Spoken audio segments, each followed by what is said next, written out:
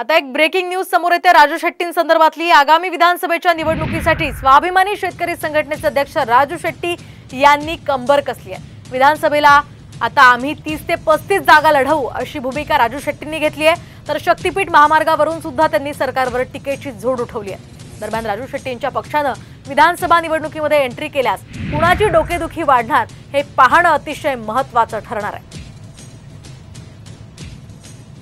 राज्य कार्यकारिणीमध्ये आम्ही 30 ते 35 जागा लढवू शकतो असं एकूणच आमचा निर्णय झालेला आहे। परंतु त्या स्वतंत्र लढाईच्या का आघाडीतून लढवायच्या याचा निर्णय आमचा झालेला नाही आहे। आम्हाला निर्णय घ्यायची गडबडही नाही, योग्य वेळी आम्ही तो निर्णय घेऊ।